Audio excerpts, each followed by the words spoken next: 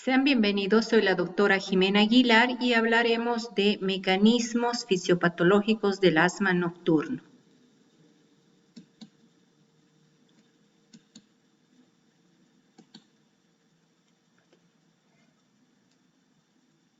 A manera de introducción, hablaremos del ciclo circadiano, o también llamado nuestro reloj biológico. Este reloj biológico tiene algunas características que nos permite adaptarnos, que nos permite una adaptación fisiológica a las diferentes fases del día. De esta manera ayuda a regular el patrón de sueño, la liberación de hormonas, la conducta nutricional, la presión arterial, la temperatura corporal, entre otros. El comportamiento y la fisiología humana tiene una naturaleza cíclica y fluctúa de manera rítmica en un periodo de tiempo cercano a las 24 horas. La mayoría de los mecanismos biológicos fluctúan de acuerdo a un ritmo circadiano. Esta ritmicidad innata de las funciones biológicas confiere una ventaja para la supervivencia, pues prepara y adapta al organismo a las demandas diarias recurrentes y predecibles impuestos por los cambios del entorno, es decir, por el ciclo día y noche. Cuando hablamos del ciclo circadiano, indicamos que en el asma existe una afectación del ciclo circadiano sobre el asma. De esta manera se indicó que el asma se presentaba con más frecuencia o las crisis eran más frecuentes en las horas sueño. Se han realizado múltiples investigaciones acerca del asma y la relación con el ciclo circadiano. Se ha establecido que el ciclo circadiano contribuye al empeoramiento del asma, especialmente por las noches. Esto en relación a una mayor frecuencia de crisis durante las horas sueño. Se ha visto también que el uso de inhaladores es más frecuente durante la noche que durante el día. Cuando se habla del asma es importante ver que existen diferentes factores endógenos y exógenos que influyen en el aumento de la inflamación bronquial, la hiperreactividad bronquial y en la disminución de la función pulmonar. Estos factores endógenos se han identificado y son los siguientes: alteraciones en los volúmenes pulmonares. El sueño conlleva este tipo de alteraciones que producen disminuciones, especialmente en el volumen residual pulmonar, como un mecanismo de defensa frente al incremento de las resistencias pulmonares. La posición supina, que involucra las horas sueño, implica una disminución de los volúmenes pulmonares, esto en relación al incremento del acúmulo de sangre a nivel pulmonar.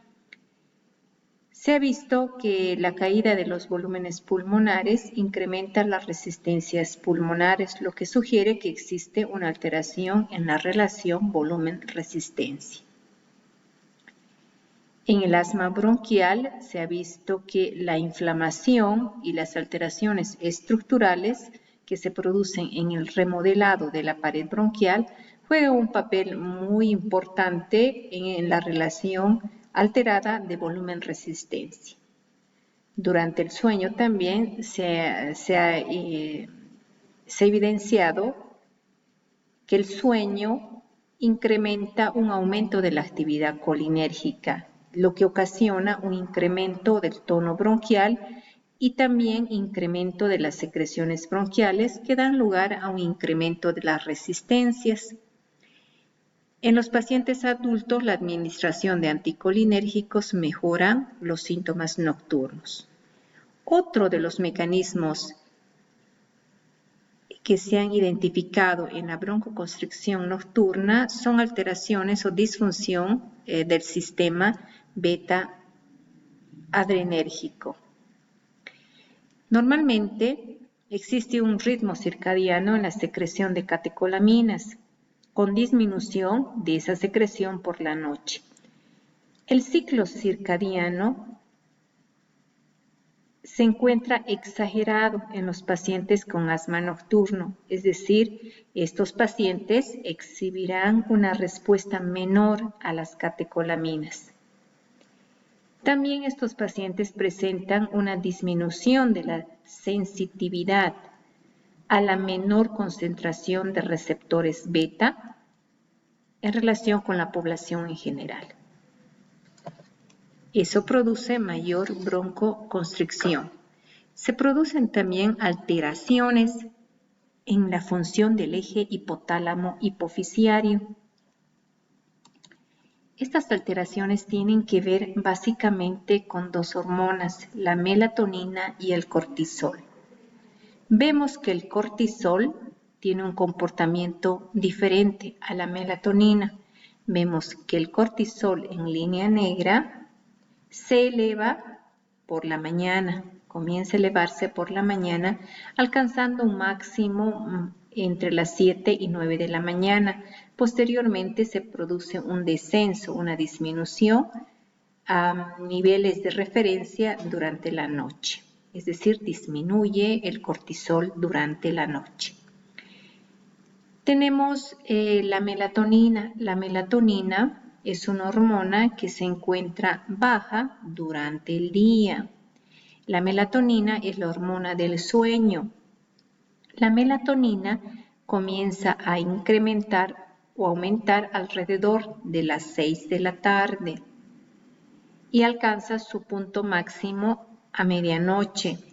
La melatonina disminuye durante el día y llega a su línea de base por la mañana.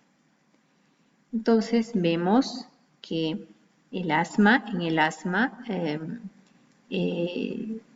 se produce especialmente durante las horas sueño, que coincide con una disminución de las concentraciones de cortisol y un incremento de las concentraciones de la melatonina. Aquí tenemos este gráfico en los que se puede ver esta relación, incremento de los niveles de melatonina y una disminución de los niveles de cortisol.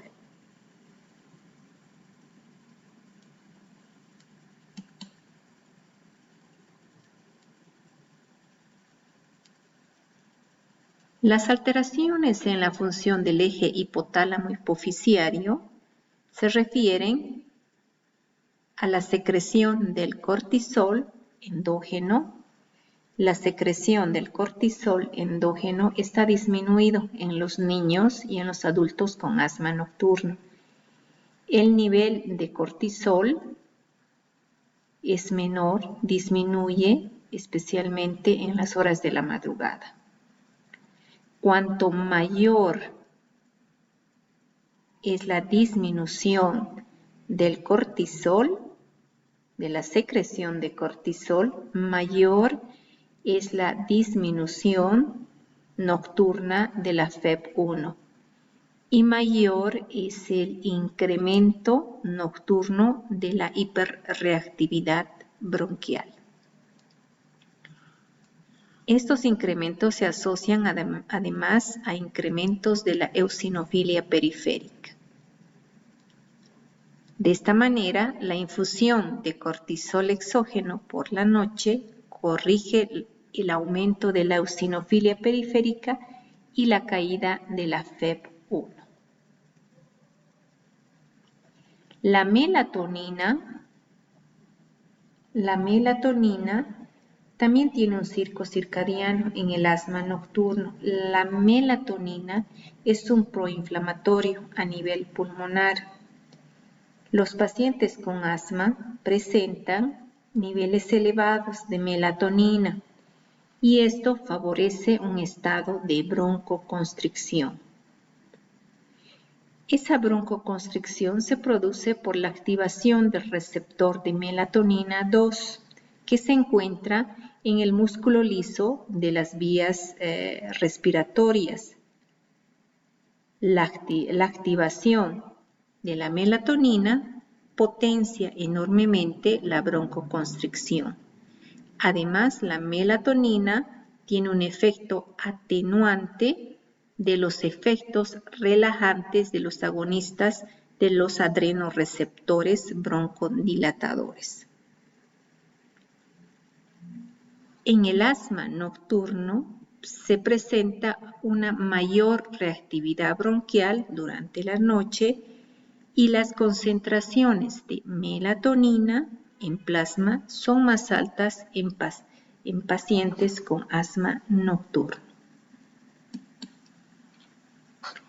También tenemos otra alteración que tiene que ver con las alteraciones del ritmo circadiano del óxido nítrico.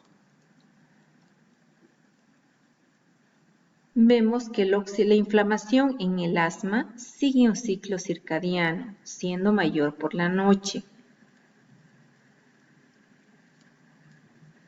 El óxido nítrico es un marcador que se relaciona positivamente con la inflamación. Sin embargo, en el asma nocturno, el comportamiento es contrario. Por las noches, las concentraciones de óxido nítrico se encuentran disminuidas. Esa disminución del óxido nítrico explica una mayor tendencia a la broncoconstricción nocturna.